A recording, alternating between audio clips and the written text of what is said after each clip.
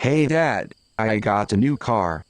Nice car. Are you ready for Blockbuster 1.5 celebration? Hell, yeah.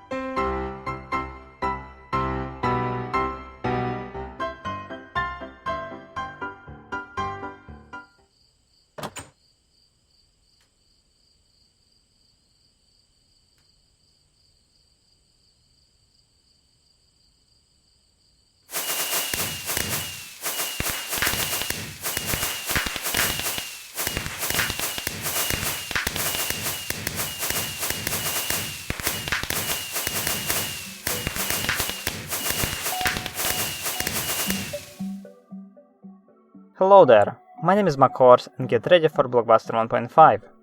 Blockbuster 1.5 is a massive update which adds a ton of features and completely changes the way you'll create Minecraft machinimas. This video is a brief overview of new features because there are over 50 significant changes made to the mod, which are listed in the changelog, and over 25,000 lines of code changes. Before we get started, I want to thank all of the people who participated in testing one stable Blockbuster builds and suggesting new features. I also want to thank Charles, Builderboy and Shadows for giving me some code tips. First thing I want to show you is updated GUI design. I turned all major GUIs into one dashboard where you can easily jump between different panels. Besides that, there is a new GUI which lets you edit actions in player recording files. Player recording editor and model editor GUIs will be featured in their own separate videos though. Model block GUI was slightly changed. You can see here some fields from 1.4.10, but also some new fields like shadow, 1, GUI hex, and slots. The shadow field adds an entity like shadow to the model block. One field allows you to scale the model block with only one slider. GUI X field allows you to change the rotation order, and slots allow you to change the inventory slots for the morph. Also, there is a new feature in the morph picker, which allows you to pose any custom model morph. With this feature, you can create some nice props for your scenes. You can also use this feature in other GUIs. Besides that, there is also a panel which allows you to select previously accessed model blocks. The director block GUI was completely reworked. The bottom bar lets you select add to duplicate and remove replays, while the rest of the space is dedicated for replay editing. Beside old fields, here are some new fields, which are self-explanatory but not fake player option. Fake player option allows you to play back actions using a fake player instead of using a body act. It solves some of the problem with playback, like allowing using mods like more bands or more player models with Blockbuster. However, in order for it to work, you have to use either player morphs, which can be created in Morph Builder, or no morphs at all. There is also a panel which can be shown by clicking on the gear icon, which allows you to edit director blocks options. There are a few handy options such as hide on playback and start and stop command fields.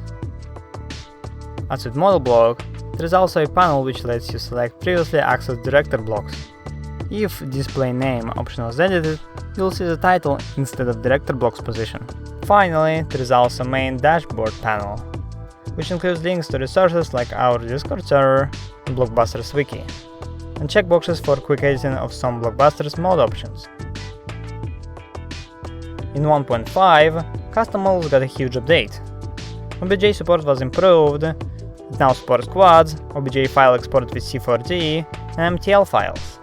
Besides that, OBJ autoload feature doesn't require the object to be named exactly body anymore. It will create limbs for every object found in OBJ file. I know you have a lot of questions, but it will be covered in a dedicated video on how to import OBJ models with this update. Several limb properties were added. which allows to make limbs shadeless, ignore lighting, cover limb in an armor slot, or making them 3D.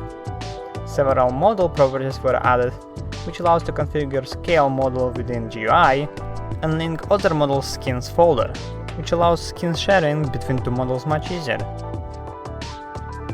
Besides all those changes in models block GUI, there is one feature included in 1.12.2 build of Blockbuster mode, which allows you to render models in the inventory and hands. It's configurable and it's enabled by default, but can be disabled in the dashboard's main panel. By default, it's rendering Steve player model, but if you want to change the model, you need to place down a model block, change the morph, and press pick a block keybind, while holding Ctrl on Windows or Linux, or Command key on Mac. This way you will acquire a model block with your morph. Other model block properties work with this feature too. Damage control feature was improved by adding tile entities recover and removing entities which were spawned during playback, making it more useful. In 1.5, it's now enabled by default. There are several commands which were added in this update. On head command allows a faster way to put any item held in the main hand onto the head. Records, dupe, origin, prolong, TP and clean new subcommands, allowing creating some interesting effects by duplicating player recording and processing it using origin, clean and prolong subcommands. They are all documented in the wiki. And finally, I also added some tools for people who use green screen in post-production. There are two features, green block and green sky option. Green block is completely green block, which emits light and has no shading, while green sky option makes the sky completely green, like the green block. Both of those features are useful for creating green screens, but I cannot guarantee that it will work correctly with shaders. Most of shaders change the way colors are displayed, and also, shaders might overwrite the sky, which will make green screen completely useless. Well, that's it. If you have any questions, feel free to ask me in the comments. Also, make sure to check out Blockbuster's wiki. Thanks for watching, and goodbye!